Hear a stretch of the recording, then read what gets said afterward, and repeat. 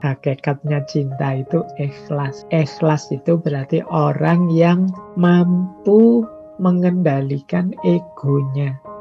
Jadi ikhlas itu yang tidak berpikir tentang aku, tapi yang dipertimbangkan adalah orang yang dicintai. Kalau cinta pada Allah, ya kata-kata yang paling pas untuk ikhlas itu ya lillahi ta'ala. Karena Allah sepenuhnya.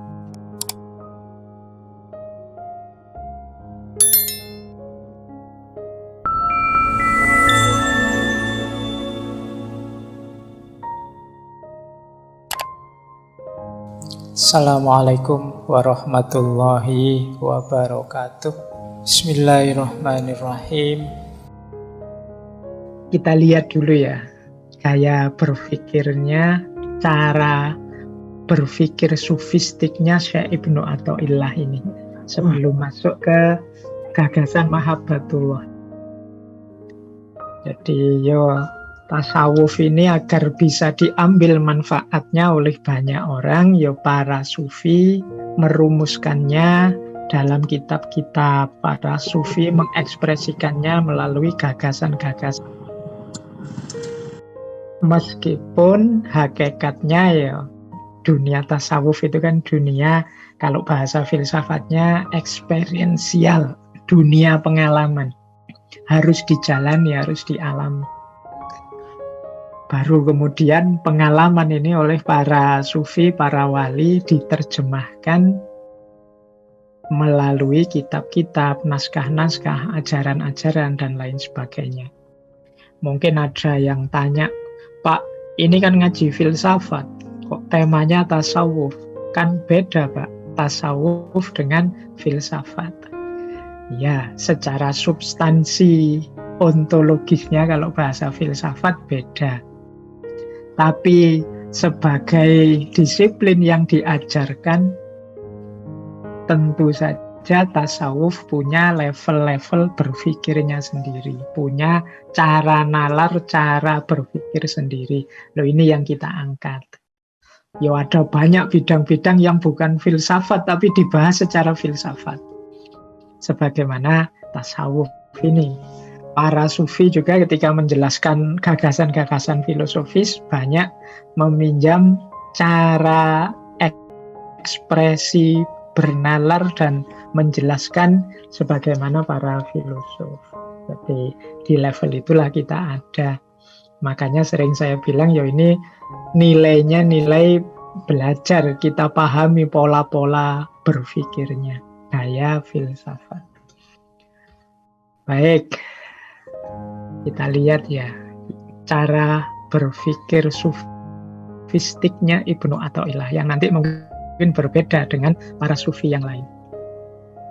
Yang pertama, khasnya Syekh Ibnu Athaillah adalah tidak meninggalkan dunia, tidak meninggalkan tanggung jawab keduniaan. Bahkan tuntasnya tanggung jawab duniawi itu memudahkan orang untuk semakin dekat kepada Allah. Jangan sampai orang lupa tanggung jawab keduniaannya, terus fokus akhirat saja, akhirnya amanat-amanat keduniaan merepotkan orang lain, atau dia terkait yang mengkritik kalau ada orang kok hidupnya di masjid terus keluarganya tidak diberi nafkah misalnya. Itu kan Rasulullah dikritik. Nah, Syekh Ibnu Athaillah juga begitu. Tasawuf bukan berarti meninggalkan tanggung jawab keduniaan. Ini yang pertama gaya beliau. Jadi sufi tidak harus kemudian lari dari amanah. Dua, tidak mengabaikan syariat. Jadi syariat adalah salah satu kendaraan kita untuk dekat dan menuju Allah. Syariat adalah jalan yang diridhoi oleh Allah. Maka tidak mungkin kalau ada orang mengklaim dirinya cinta pada Allah, ingin dekat dengan Allah, kok mengabaikan syariat yang ditunjukkan langsung oleh Allah untuk kita bisa dekat dengannya. Ciri kedua, maka gagasan-gagasan Syekh Ibnu Athaillah ini sering ada yang menyebutnya ini tasawuf yang tidak ekstrim. Kan ada tasawuf itu yang coraknya sampai meninggalkan dunia sama sekali, bahkan ada yang dikritik beberapa sufi yang punya gagasan meninggalkan syariat. Nah, Ibnu Athaillah tidak masuk dalam kelompok itu. Ciri kedua. Ciri ketiga, gagasan antara Syekh Ibnu Athaillah yang sangat ditekankan oleh Syekh Ibnu Athaillah adalah zuhud. Zuhud ini makna umumnya yang dipakai juga oleh Syekh Ibnu Athaillah adalah mengosongkan hati dari selain Allah. Jadi zuhud ini dalam pandangan Syekh Ibnu Athaillah itu berarti bukan kok serta-merta meninggalkan dunia. Bukan kok zuhud ini kemudian tidak ngurusi dunia, tapi hati kita tidak terpaut, tidak terpancang pada dunia. Jadi mengosongkan hati dari yang selain Allah. Termasuk selanjutnya itu tidak bergantung pada harta dunia. Itu cirinya yang keempat. Jadi mengosongkan hati dari yang selain Allah dan tidak menggantungkan hati pada dunia. Ini penciri utama gagasan tasawufnya Syekh Ibnu Athaillah. Menurut Syekh Ibnu Athaillah, maqamat atau tangga-tangga yang harus kita daki menuju Allah itu ada 1, 2, 3, 4, 5, 6, 7, 8 dan 9 puncaknya, yaitu mahabbah. Jadi ini bagi para salik, orang yang berjalan menuju Allah, mari kita daki tangga-tangga ini. Ya, para sufi biasanya punya rumus sendiri-sendiri tentang tangga-tangga ini. Nah, kalau menurut Syekh Ibnu Athaillah ya tangganya 9 ini puncaknya mahabbah. Jadi mahabbah ini ada di strata paling tinggi. Diawali dari taubat. Ini kalau yang awal ini biasanya sama, hampir semua pakai taubat. Kemudian dilanjutkan zuhud. Jadi setelah bertobat, berzuhud. Berzuhud itu berarti melatih diri agar tidak jatuh cinta dengan dunia. Kalau sudah bisa zuhud, sabar. Biasanya kan orang zuhud itu kendalanya banyak, ujiannya banyak, godaannya banyak. Maka makom sabar jadi level selanjutnya. Kalau sukses zuhud dan mampu bersabar, ada makom satu level lebih tinggi, yaitu syukur. Jadi rasa terima kasih kita, rasa pujian kita yang sepenuhnya kita persembahkan untuk Allah. Alhamdulillah, ya Allah, aku masih Engkau izinkan untuk meniti jalan menujumu. Melalui taubat, aku kuat zuhud dan mampu bersabar. Nah, kalau sudah nyampe makom syukur, itu kemudian naik ke makom khauf dan roja. Ini 2 makom berturutan. Diawali dari khauf, kita merasa takut, tidak berani sembrono lagi menjalani hidup ini. Kita hati-hati agar tetap fokus perjalanan menuju Allah, tidak melenceng kemana-mana. Wong sudah berjuang sejak tobat, zuhud, sabar, dan kita syukuri, ya kita terus hati-hati. Makanya ada khaufnya, biar tidak sembrono. Tapi juga khaufnya jangan terlalu besar, biar tidak putus asa. Di situ ada roja. Kita penuh harapan pada Allah. Semoga Allah mengampuni kita, semoga Allah membimbing kita, semoga Allah nuntun kita, melindungi kita, dan lain sebagainya. Ini namanya roja.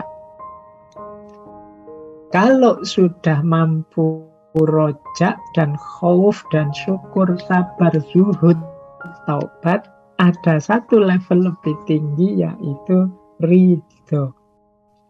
Jadi naik satu level di ridho. Ridho itu berarti kelegaan kita untuk menerima apapun situasi yang menimpa diri kita.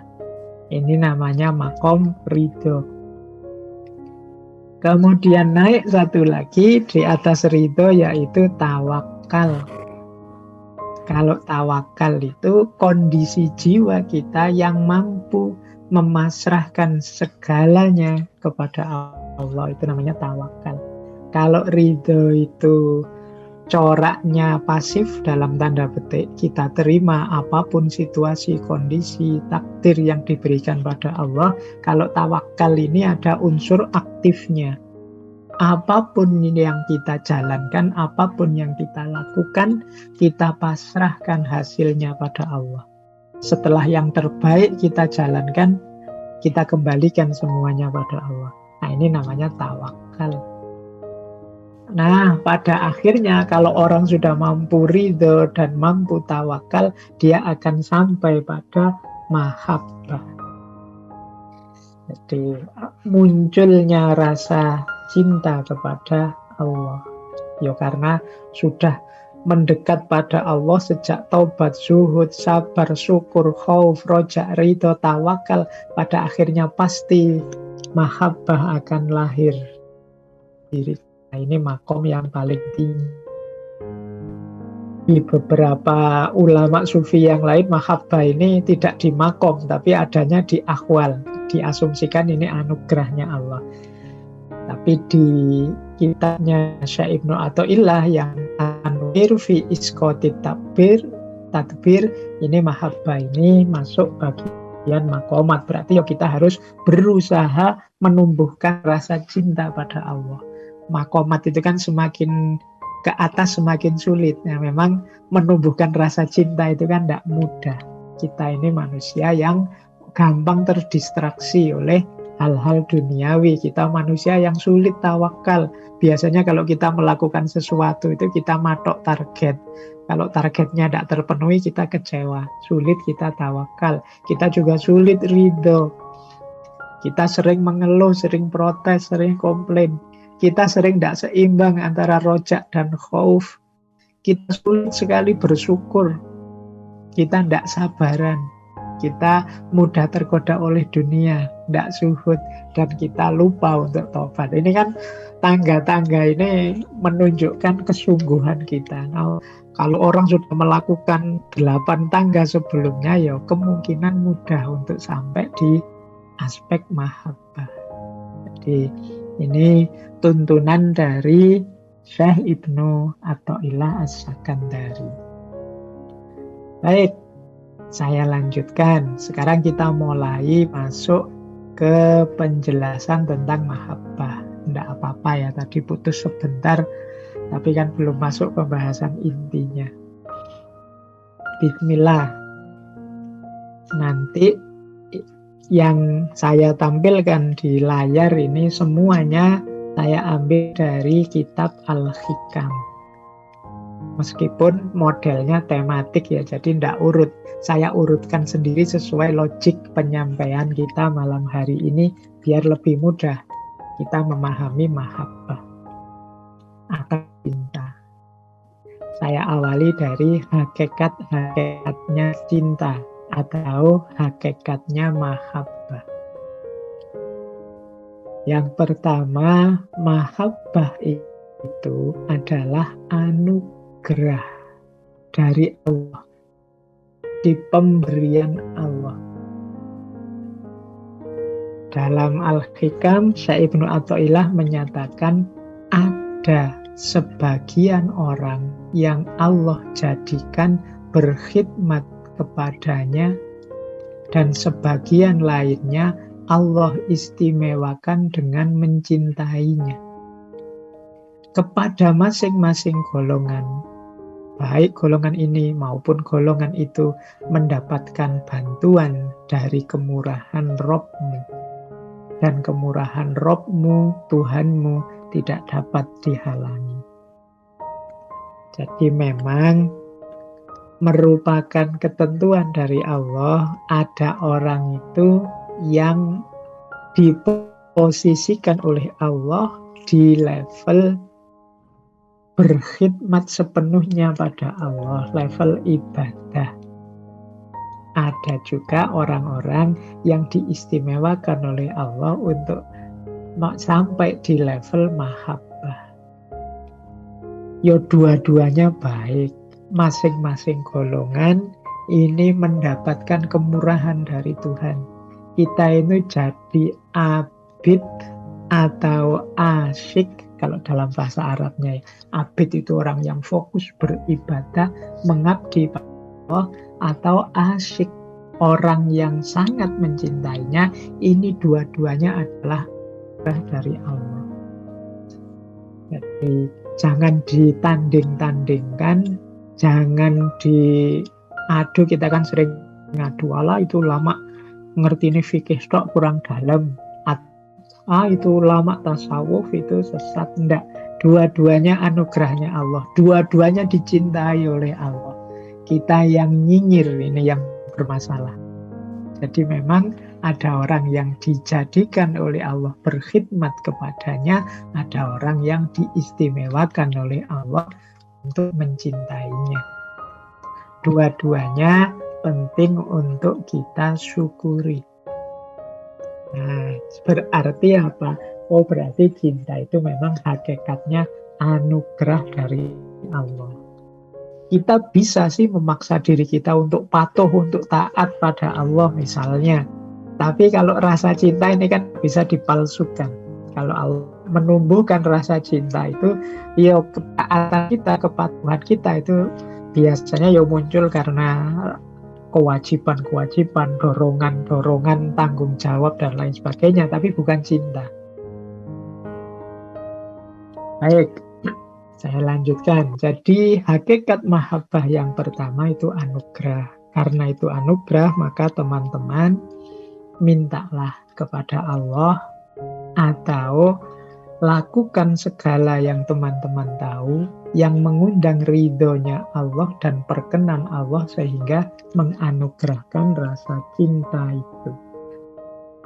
Itulah karena hakikatnya cinta itu anugerah. Baik, kita lanjutkan. Hakikat yang kedua, mahabbah itu hakikatnya adalah ikhlas. Di kitab Hikam dijelaskan oleh Syekh Ibnu Athaillah, seorang pecinta bukanlah orang yang mengharapkan imbalan dari orang yang dicintainya atau menuntut sesuatu dari kekasihnya itu. Tetapi sejatinya pecinta adalah orang yang murah hati, memberi pada kekasihnya, bukan malah memperoleh sesuatu darinya. Jadi ini di banyak kesempatan saya jelaskan ya, hakikatnya cinta itu ikhlas. Ikhlas itu berarti orang yang mampu mengendalikan egonya. Jadi ikhlas itu yang tidak berpikir tentang aku, tapi yang dipertimbangkan adalah orang yang dicintai. Kalau cinta pada Allah, ya kata-kata yang paling pas untuk ikhlas itu ya lillahi ta'ala. Karena Allah sepenuhnya. Ini Di redaksi-redaksi niat itu kan selalu di belakangnya lillahi ta'ala. Ini sebenarnya redaksi-redaksi niat itu memang mengarahkan kita untuk menuju mahabbah, makom yang paling tinggi tadi. Bukan mikir imbalan-imbalan atau pemenuhan, tapi hanya demi dia yang kita cintai. Ya karena yang kita cintai itu Allah, ya berarti sepenuhnya demi Allah saja. Jadi seorang yang pecinta itu tidak ingin imbalan apa-apa, tidak ingin menuntut apa-apa dari yang dicintai. Jadi inginnya apa? Memberi yang terbaik untuk yang dicintai. Nah, ini sering ada orang tanya cinta itu apa sih, terus sulit menjelaskannya. Nah, kalau versinya saya Ibnu Athaillah mudah, jelaskan saja bahwa cinta itu keikhlasan hakikatnya. Jadi ketika seseorang mampu menepis egonya demi yang dicintai. Nah, hakikat mahabbah lagi adalah kerinduan, keinginan untuk bertemu, keinginan untuk dekat terus dengan yang dicintai. Maka di kitab Hikam itu ada kalimat betapa mengecewakan apabila engkau terbebas dari kesibukan namun tidak juga menghadap kepadanya. Dan apabila engkau sedang ada sedikit rintangan juga engkau beranjak menuju. Kalau ada orang seperti ini, itu jangan ngaku cinta pada Allah. Jadi cirinya orang cinta itu rindu, ingin ketemu terus, ingin dekat terus. Nah, silahkan teman-teman tanya pada dirinya masing-masing, atau coba teman-teman diuji. Apakah aku pernah tidak rindu sekali pada Allah?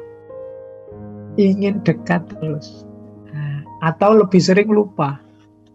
Nah, coba dicari.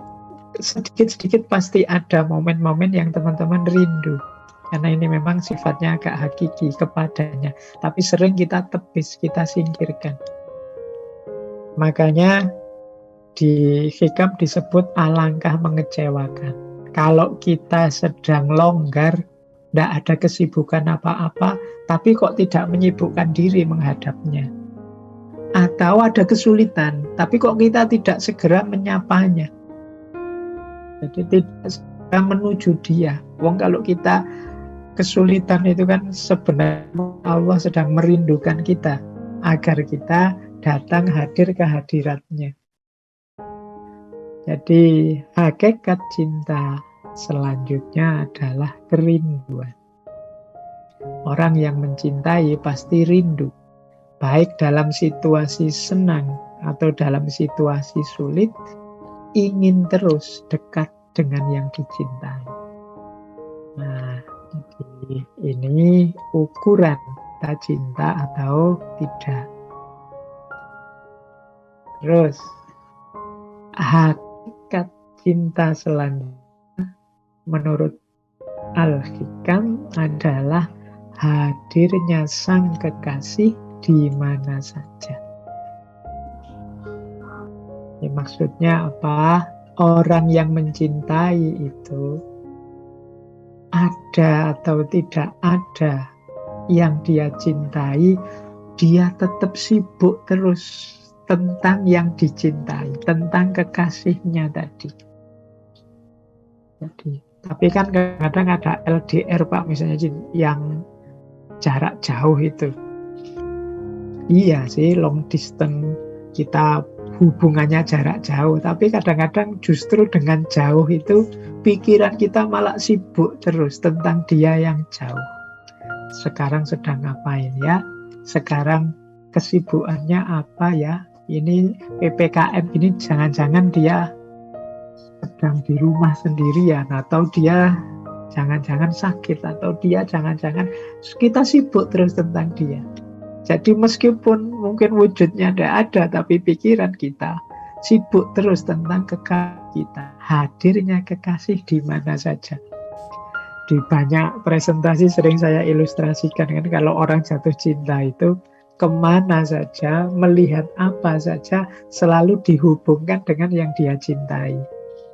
Kalau dia jalan-jalan ke mall misalnya, terus lihat jejer motor-motor banyak di parkiran atau mobil-mobil banyak di parkiran, kita wah dia biasanya motor ini loh mereknya, dia biasanya kalau ke mall itu nongkrongnya di sini loh dia, padahal dia tidak ada, tapi kita sibuk terus tentang dia. Mungkin kita masuk ke warung makanan, ke angkringan, itu kita lihat karena pernah bareng dia, terus wah dia itu sukanya nasi ini loh, dia itu minumnya es teh yang dan lain sebagainya. Kekasihmu selalu hadir meskipun dia tidak ada. Itu tandanya cinta. Kan ya seringkali pecinta itu tidak memikirkan dirinya, yang difikirkan kekasihnya. Nah, pecinta Allah juga begitu. Pecinta Allah itu melihat apapun akan dia hubungkan dengan Allah. Hadirnya sang kekasih di mana saja, melihat apa saja, dalam apa saja. Kalau menggunakan istilah dari Syekh Abdul Qadir Jailani kemarin kan, apa saja di muka bumi ini ya kalau tidak menunjukkan jalaliyahnya Allah ya jamaliyahnya. Tidak menunjukkan kebesaran Allah atau keindahannya. Satu di antara dua itu. Jadi alam semesta ini serba gelap. Dia menjadi terang hanya karena Allah di dalamnya. Siapa yang melihat alam namun tidak menyaksikan Allah di dalam atau bersamanya, sebelum atau sesudahnya, maka ia sangat memerlukan cahaya, dan matahari makrifat terhalang baginya oleh benda-benda alam. Jadi kata Syekh Ibnu Athaillah, kalau kita melihat apapun di depan kita, kok tidak menghubungkannya dengan Allah, tidak melahirkan kesadaran hadirnya Allah, ya kita ini termasuk orang yang perlu cahaya. Karena hadirnya Allah terhalang oleh benda-benda di depan kita. Padahal benda-benda di depan kita itu harusnya mengantarkan kita pada Allah, bukan malah menghalangi kita dari Allah. Jadi melihat apapun itu, karena apapun itu kan paling tidak sebelum atau sesudahnya adalah Allah. Sebelum itu maksudnya dulu yang menciptakan adalah Allah, dan sesudahnya itu nanti semua juga kembali pada Allah. Tidak ada kan apapun di alam ini yang bukan ciptaannya Allah. Berarti melihat apapun benda-benda alam harusnya menyadarkan kita tentang Allah, mengantarkan kita kepada Allah. Jadi melihat kecanggihan teknologi diseret itu kan, kalau kita orang yang mencintai Allah, itu menghadirkan Allah tetap. Misalnya, ya Allah, betapa Engkau Maha Kuasa menciptakan manusia dengan kecerdasan yang luar biasa sampai muncul teknologi Zoom ini. Itu kan menghadirkan Allah namanya. Tadi Zoom kita putus sebentar. Oh, itu juga menghadirkan Allah. Ya Allah, ya secanggih-canggihnya manusia ya tetap ada kurangnya saja, beda dengan Engkau yang maha sempurna. Loh, ini namanya kehadiran, kesadaran hadirnya kekasih di mana saja, situasi positif atau situasi negatif. Ini berarti apa? Segala hal, segala peristiwa itu mengantarkan kita kepada Allah. Ini adalah ciri-ciri orang yang jatuh cinta kepada Allah. Baik, ini hakikat cinta selanjutnya.